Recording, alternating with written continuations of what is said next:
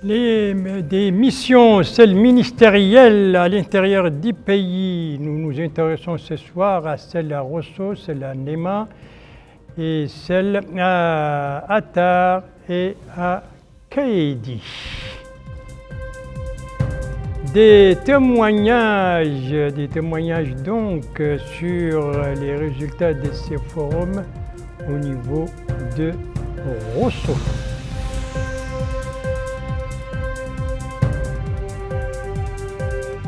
Et puis un lancement, celui de la première phase de l'autonomisation de la jeunesse dans la capitale, lancement qui a été fait aujourd'hui par la région de Nouakchott.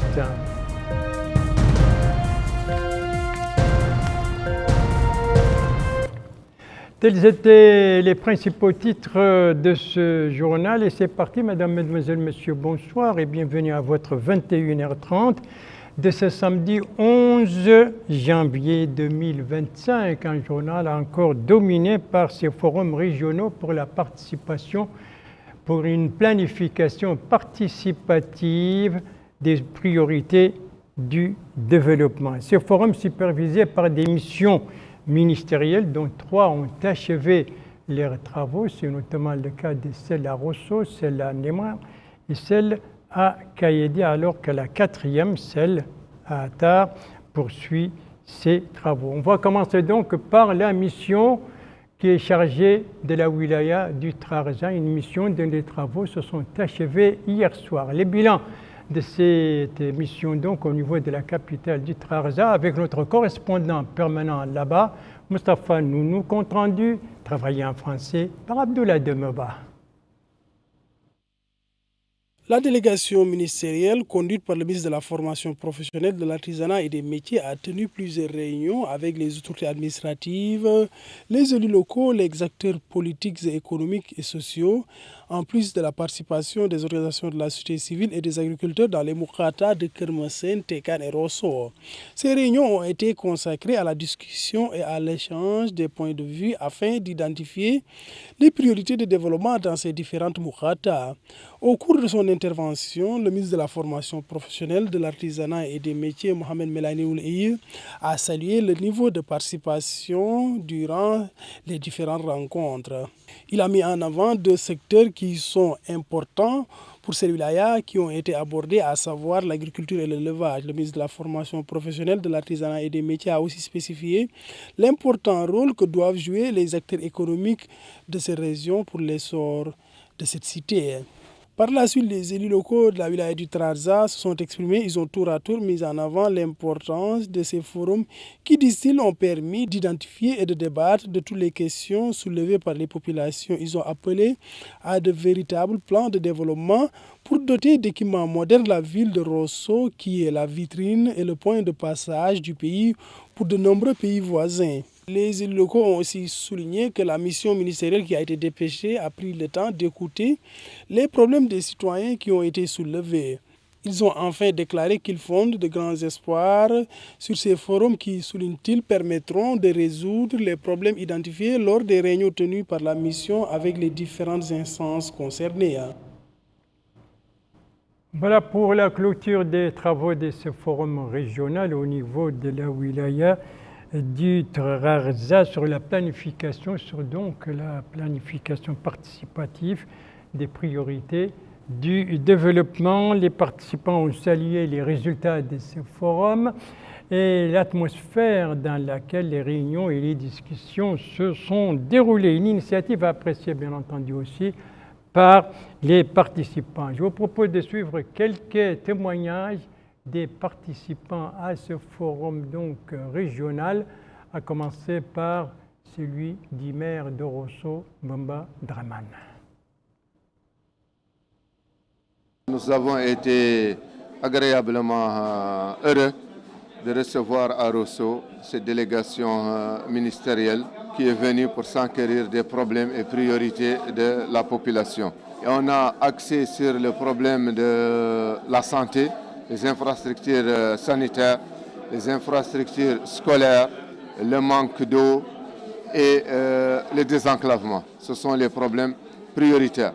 Mais nous avons aussi profité de l'occasion pour rappeler que Rosso est une capitale régionale du Trarza qui est le trait d'union entre nous et l'Afrique noire, et elle mérite un plan de développement beaucoup plus harmonisé et beaucoup plus sérieux. Nous avons notamment besoin de places publiques, d'unités de transformation, d'un découpage sur le plan urbanistique qui répondent aux normes. Nous avons aussi besoin de beaucoup d'infrastructures d'accueil, d'hôtels, de restauration pour que Rosso soit une ville attractive. Je suis Amar Diagne, je suis adjoint au maire de Rosso et je suis membre de la FRAT, la Fédération des agriculteurs du Trarza. Je suis venu assister à ces journées de réflexion et de concertation par rapport à beaux problèmes auxquels sont confrontés les gens de Rosso. Et je salue cette initiative qui est presque unique de son genre. Nous n'avons jamais assisté à une réunion pareille qui permet aux populations de pouvoir exprimer leurs besoins et de leurs doléances au niveau du gouvernement. Nous pensons que beaucoup d'idées, beaucoup de choses importantes y sortiront pour l'intérêt de la ville, mais aussi pour l'intérêt de la wilaya. Nous remercions le chef de l'État, son gouvernement, de penser à la population, parce que c'est une manière pour nous d'exprimer nos besoins, mais aussi de nous sentir concernés par ce que fait le gouvernement. Je m'appelle Chouara Mohamed Ab, cadre de la CAPEX de Rosso. Tous les problèmes sont posés, il n'y a pas de tabou. Tous les problèmes ont été évoqués par la population et on entend beaucoup des résultats de ces rencontres. Les rencontres sont très essentielles pour la population.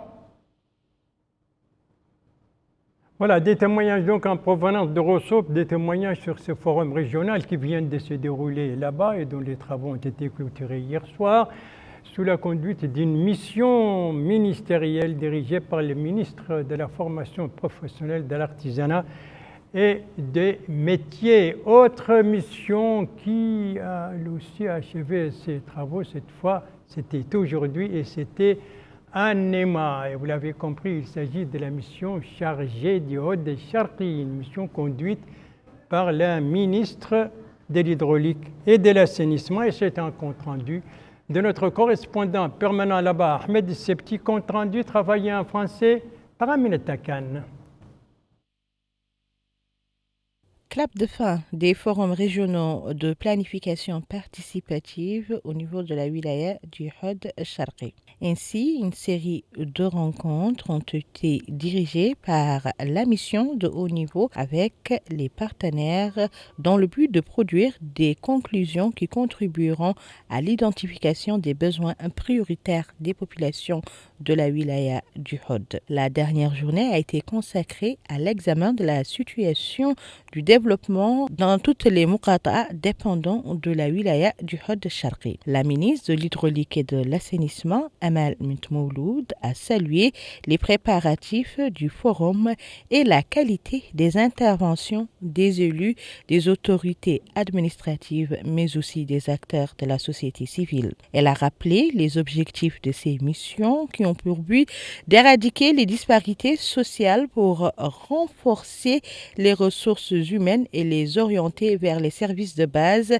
tels que l'éducation, la santé, l'eau et l'électricité. Les intervenants à qui nous avons tendu le micro ont indiqué que tous les problèmes des muqata'a ont été soulignés, surtout ceux se rapportant à la santé, à l'agriculture, au développement de l'agriculture, mais aussi à l'eau, au désenclavement, à l'environnement et à l'habitat. Ils ont formulé l'espoir de voir se concrétiser les recommandations émanant de ces journées de concertation, ainsi que la nécessité de développer un mécanisme clair pour réglementer la relation entre les éleveurs et les agriculteurs, car la wilaya du Hod Sharqi est une wilaya agro-silvo-pastorale par l'excellence. À la fin de la rencontre, l'assistance a suivi un condensé des recommandations présentées par le wali du Hod Sharqi, Isselmou Woulsidi, secondé par le président de la région du Hod.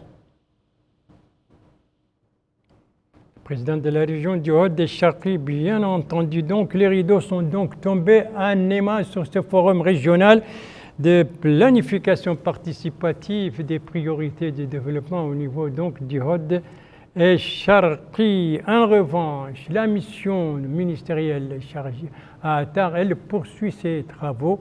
Et aujourd'hui, c'était la 10e journée consécutive. Et d'ores et déjà, en tout cas, les participants ont salué cette initiative donc, qui permet un échange entre la base et le sommet. Nous revenons ce soir sur ce qui a caractérisé ou marqué la première journée de ce forum régional au niveau d'Attar avec notre correspondant permanent là-bas, Maad Abdawa, compte rendu travaillé en français par El-Haj Abdalladdin. La première journée de forum régional de la planification participative du développement au niveau de la wilaya d'Al-Adrar a été caractérisée par la présentation des exposés introductifs sur les priorités des différents muqata'a de la wilaya, ainsi que des échanges constructifs portant sur des questions et des enjeux fondamentaux touchant les différents aspects de la vie quotidienne des habitants. Les participants à ces forums, venus des différents muqata'a de la wilaya, ont présenté leurs observations sur les secteurs des services, notamment les obstacles liés à l'éducation, à la santé, à l'agriculture, au tourisme, à l'emploi, à l'eau, à l'électricité et à l'urbanisation. Ils ont apprécié l'organisation de ces forums régionaux qui représentent une occasion pertinente pour débattre les obstacles et les dysfonctionnements du développement local, signalant que ces rencontres de concertation constituent une implication de la base populaire dans la conception des programmes et projets de développement. Pour leur part, les élus locaux ont adressé les remerciements au gouvernement d'avoir diligenté cette mission ministérielle pour inventorier et répertorier les besoins et les priorités des habitants de la wilaya. Ils ont également présenté les doléances de leur commune qui nécessitent un projet de désenclavement pour les relier avec des autres contrées communes. La population locale de la wilaya de l'Adrar fonde des grands espoirs sur les recommandations et les conclusions de ces forums régionaux. Des conclusions qui pourraient être traduites en programmes et en projets de développement réalistes et réalisables.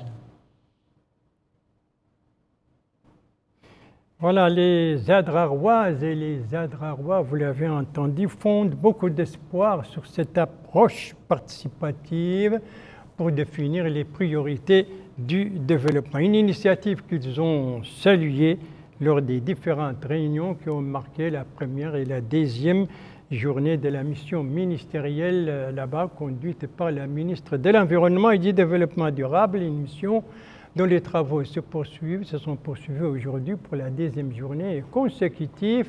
En revanche, la mission chargée du Gorgol, eh bien, elle aussi a terminé ses travaux qui ont duré 3 jours d'intenses activités, de réunions, de discussions entre la mission et les autorités administratives, les élus locaux, les leaders d'opinion, les représentants de la société civile et des associations donc professionnelles. Alors, on va voir maintenant le bilan de ces 3 journées au niveau du Gorgol avec notre correspondant permanent là-bas, Mohamed Ali Salek, compte rendu travaillé en français par Abdullah Demeba. Les élus locaux des 5 muqata'a de la wilaya du Gorgol ont pris part à cette journée des forums régionaux sur la planification participative du développement. Les acteurs de la société civile, jeunes et femmes et autorités administratives ont aussi participé à ces consultations. Les élus ont ainsi formulé plusieurs doléances, particulièrement la disponibilité des services sociaux de base, à savoir l'eau et l'électricité, la lutte contre l'enclavement de certaines localités et le développement des secteurs que sont l'agriculture et l'élevage. La mise en œuvre du programme du président de la République était déjà carrément annoncée lors de la déclaration du discours de déclaration de politique générale du PM à l'Assemblée. Et c'est la concrétisation qui est en train de se faire là.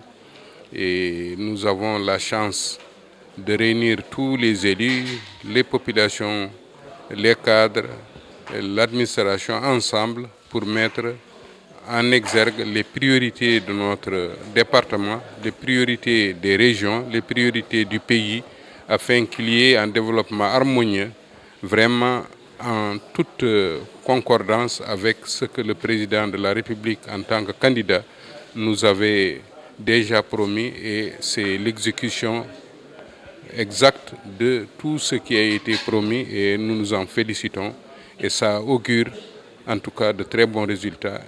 Les représentants des citoyens au niveau de ces wilayas ont aussi appelé à édifier des infrastructures scolaires et sanitaires. Ils ont aussi déploré le manque de certains services dont l'eau et l'électricité. Ils ont aussi appelé à édifier des infrastructures routières pour lutter contre l'enclavement de certaines localités. Ils n'ont pas par ailleurs manqué de saluer la démarche qui, précise-t-il, permet aux citoyens de faire part de leurs attentes. Voilà donc pour les activités de 4 missions ce soir à l'intérieur du pays. 4 missions dont 3 ont achevé leurs travaux, à savoir la mission chargée du Trarza, la mission chargée du Hod-Sharqi et la mission chargée du Gorgol. Quant à la 4e, à savoir la mission chargée de l'Adrar, eh bien, elle poursuit ses travaux. Et je rappelle, pendant qu'on y est encore, que ces 4 missions dont on a parlé ce soir étaient précédées à la fin de la semaine dernière et au début de cette semaine par 5 autres missions dans 5 autres wilayas de l'intérieur du pays, à savoir le Brakna, la Saba, le Tir-Zemour, l'Inchiri et le Tagan. Merci de suivre les JTF de Mauritanie. La suite du journal avec un lancement, avec une visite, un atelier, un congrès et une sensibilisation. Eh bien, le lancement, c'est celui de la première phase de l'autonomisation des jeunes au niveau de Nouakchott, opération entreprise aujourd'hui par la région de Nouakchott en collaboration avec le PNUD, d'une opération placée sous le slogan « Avec la force de nos bras, nous bâtissons notre patrie ». Compte rendu, Aminata Khan.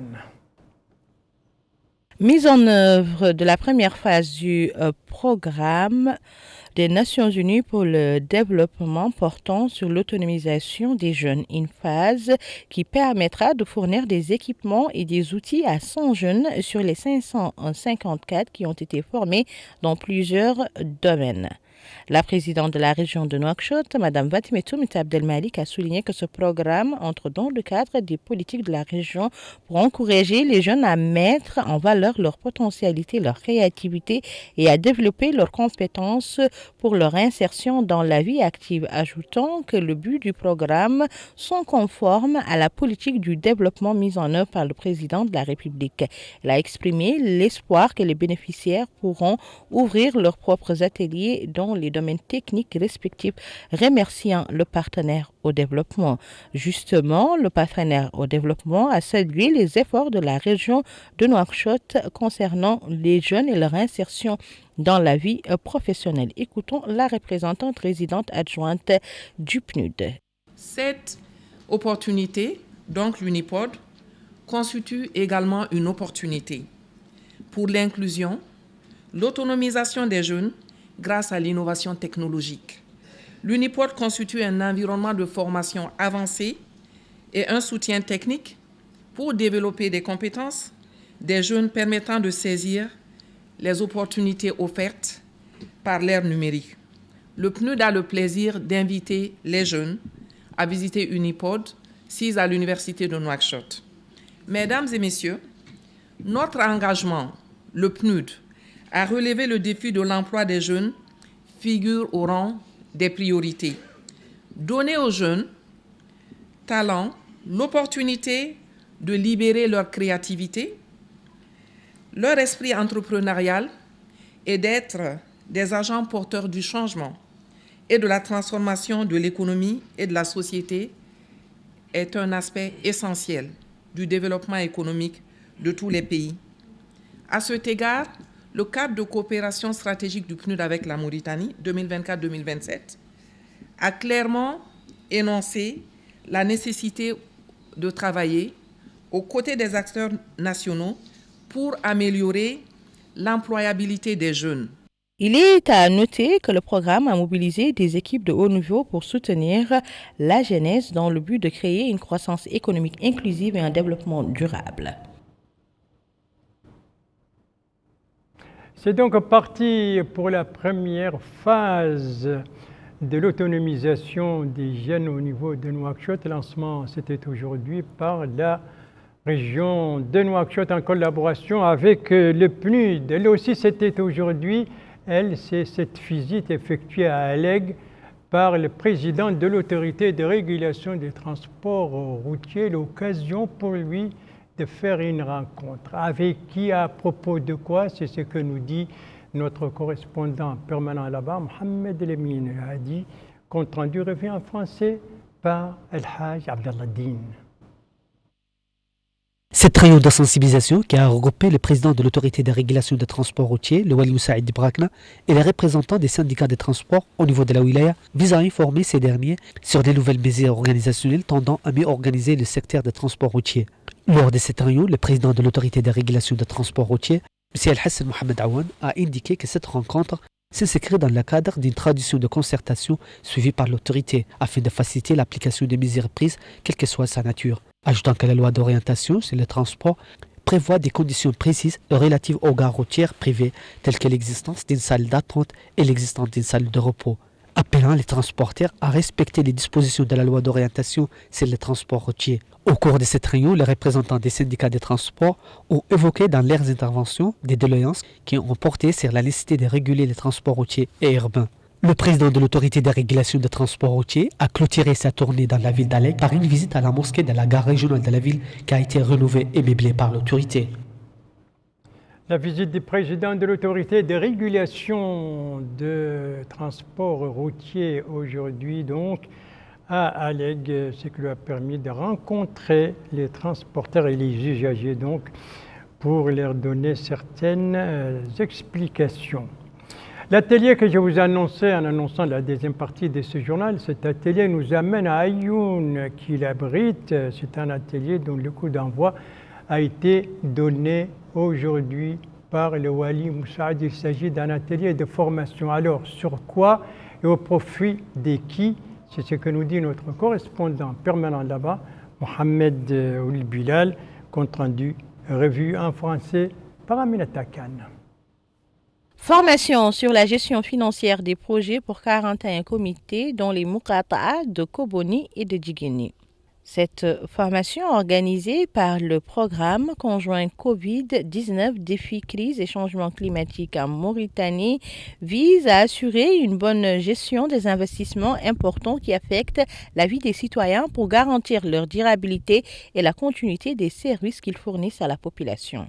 Le Wali adjoint a expliqué que le programme de coopération entre la Mauritanie et le FIDA accorde une importance à l'appui du développement local dans les Muqata'a de Koboni et Djiguéni où un projet complet a été dédié à ces deux Muqata'a frontalières, à savoir le programme conjoint Sahel pour répondre aux défis du Covid-19, des crises et du changement climatique en Mauritanie pour appuyer la gestion durable des ressources naturelles, l'équipement communal et l'organisation des producteurs ruraux. Lui succédant, ce responsable de projet a indiqué que le programme vise à créer une véritable transformation sociétale par laquelle les communautés ciblées passent d'un état de vulnérabilité à un état de leadership dans lequel elles seront résilientes et capables de prendre en main leur processus de développement au niveau organisationnel, économique et social. Il est à noter que ces projets ont pu réaliser de nombreux investissements importants en coopération avec les services techniques de la wilaya et les communautés locales concernées au niveau des deux Muqata'a, y compris les 41 projets économiques. Le lancement de la session de formation a eu lieu en présence du vice-président de la région du Had el-Karbi et des représentants des projets. Voilà pour cette formation donc organisée aujourd'hui à Ayoun au profit de 41 comités venant des Muqata'a de Kobeni, Ohod el-Gharbi et de Djiguéni, Ohod et Charqi. Je vous annonçais tout à l'heure un congrès. Eh bien là, nous sommes dans le cadre des activités des partis politiques et ce soir, celle du parti Sawab qui a organisé hier soir son congrès. On doit voir les images. Voilà, les images donc de ce troisième congrès du parti Sawab, lancé hier soir ici à Nouakchott. C'est le troisième donc, coup d'envoi hier soir à Nouakchott. L'occasion pour les présidents du parti de présenter la vision de Sawab en ce qui concerne les questions nationales et la situation et son action durant le passé. Il a insisté, le président de Sawab, il a insisté sur l'importance et la nécessité d'investir dans les ressources humaines. C'est à l'ouverture de ce congrès s'est déroulé en présence notamment d'autres représentants d'autres formations politiques. Autre manifestation dans ce journal, mais cette fois de la part des organisations de la société civile.